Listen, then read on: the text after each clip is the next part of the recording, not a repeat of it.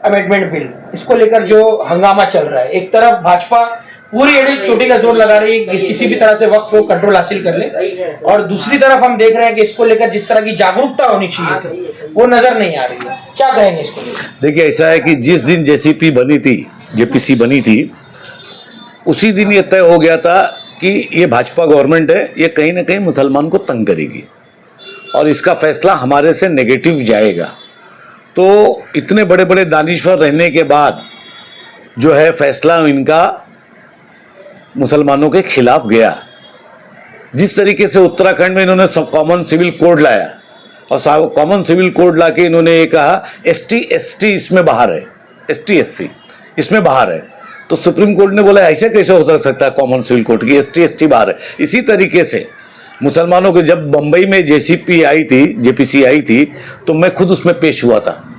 तो हमारे एक एमपी थे बीजेपी के, नाम उनका मेरे को याद नहीं, दुबे, शशिकांत दुबे जी, उन्होंने एक सवाल किया था कि क्यों ना हम वक्फ को एनिमी प्रॉपर्टी कहकर जब्त कर लें। तो उनको मैंने जवाब दिया था उसमें कि सर, एनिमी प्रॉपर्टी के जो लोग थे जिनकी दादर उधर में जगह बिल्डिंग थी, उसकी तो ऑलरेडी हमने एनिमी प्रॉपर्टी करके ले लिया, दर्ज कर लिया। अब उसका कहीं ना कहीं कोई जो उसको और नीलाम भी कर दिया सेंट्रल गवर्नमेंट ने। तो ये एक प्लानिंग के तहत थी और इसका हम लोग निषेध करते हैं, हम इसको नहीं मानते हैं। ये एक बीजेपी की बनाए हुए और भक्तों को खुश करने के लिए बनाई हुई एक रणनीति थी, जिसपे बीजेपी ने जो उनका दिल था, जो उनका दिमाग था, वो किया उन्होंने।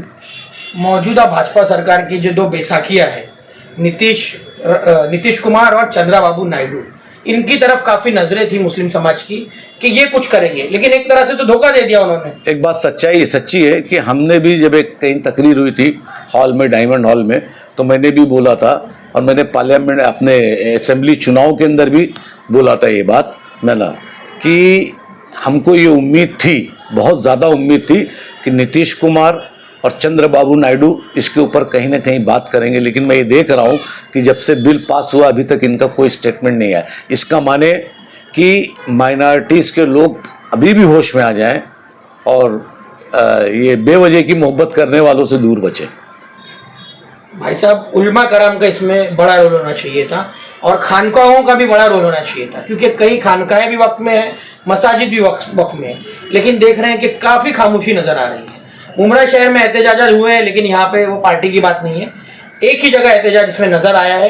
कब वैसा एक आंदोलन उठेगा, कब वैसी जागरूकता नज़र आएगी? देखिए, अभी इसके ऊपर रणनीति बन रही है ना। अब तमाम उलमा, तमाम खानकाहें, तमाम हमारे जो एमपीज़ थे मुस्लिम, अंदर हमारे मुस्लिम दोस्त जो एमपीज़ थे, समझे ना, इस पे एक रणनीति बन रही है। उसके ऊपर क्या तय होता है कि हम इसको आंदोलन करेंगे, धरना करेंगे, प्रदर्शन करेंगे, लेकिन ये चीज़ है कि हम अपने उसमें मदाखलत नहीं होने देंगे। मुमरा में जब भी देखा जाता है तो किसी न किसी चीज़ पे जो हर पार्टी जो है आंदोलन के लिए खड़ी होती है, मगर अभी तक वक्फ बिल के जो विरोध में सिर्फ एसडीपीआई आगे दिखाई दी, अब तक कोई पार्टी यहाँ खड़ी नहीं है। क्यों ऐसा? देखिए, ऐसा है ना कि जिसको चमकने का रहता है आजकल आंदोलन वही करता है। अब यही बोल के खत्म कर दूं बात अपनी। भाई साहब, वक्फ का ये जो मामला है, ये सभी मुसलमानों का मामला है भाई साहब ये, और हम देखते हैं कि जब भी इस पे एहतजाज होते हैं किसी भी चीज़ पर, मुस्लिम समाज के मुद्दों को लेकर, तो हम देखते हैं कि सारी जमातें अलग वो कर दिए, जबकि ये वक्त तो है सभी मुसलमानों का।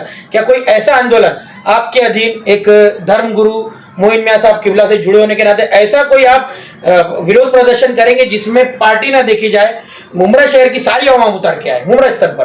क्या कहेंगे? नहीं, ये किया जाएगा। अभी जरा इसके ऊपर और रूपरेखा देख लेते हैं, क्या क्या होता है, अभी क्या क्या बोला जाता है, उसके बाद एक आंदोलन तो हम करेंगे, क्योंकि जिंदा रहने के लिए जिंदा होना ज़रूरी है। अगर आप ये सब नहीं करोगे तो धीरे धीरे फिर आपके दरवाजे तक आ जाएंगे। तो आपको तो विरोध करना है और विरोध ही एक रास्ता है। भले उसके लिए 6 साल जेल में चले जाए और जमानत ना दे ये मुल्क के अंदर हमारी कोर्ट, तो इससे बड़ी और क्या, हम लोग भी चले जाएंगे जेल, और क्या होगा। भाई साहब, 2 से 3 पॉइंट आप बस बता दीजिए आखिर में कि वक्फ बिल के पास होने के बाद में, इसके कानून बनने के बाद मुस्लिम समाज को क्या नुकसान होंगे, क्योंकि काफी देखिए ऐसा आप है जानते हैं कैसे कि हैं। ऐसा है कि हर तरफ से तो हमको कमजोर कर दिया गया, स्थिति हमारी दलित से भी बदतर हो गई है, हमारे दलित भाइयों से भी बदतर हमारी सच्चा रिपोर्ट सारी रिपोर्टों ने बता दिया। उसके बाद भी इतनी दुश्मनी, इतनी नफरत ऐसा कभी नहीं हुआ था इस मुल्क के अंदर, जितनी नफरत और जितनी बेचैनी अभी माइनॉरिटीज तबका जो है महसूस कर रहा है। तो अब सिवाय लड़ाई के अलावा और कोई रास्ता नहीं है, कानूनी लड़ाई है। अब हमारे जो बड़े लोग हैं, जमीयतुल उलमा हिंद है, हमारे अवुद्दीन अवैसी साहब है, और हमारे तमाम सब और एमपीज़ हैं, हमारे महमूद हैं, और तमाम सब लोग जो है वो उस पर डिसाइड करेंगे कि क्या करना है। लेकिन जेपीसी बनाई गई थी सिर्फ इसीलिए कि वक्त को उसको ख़त्म करना है हमको, और उन्होंने वो एक चीज़ पास किया। लेकिन ठीक है, मायूसी कुफ्र है, इंशाअल्लाह ताला लड़ेंगे, जीतेंगे।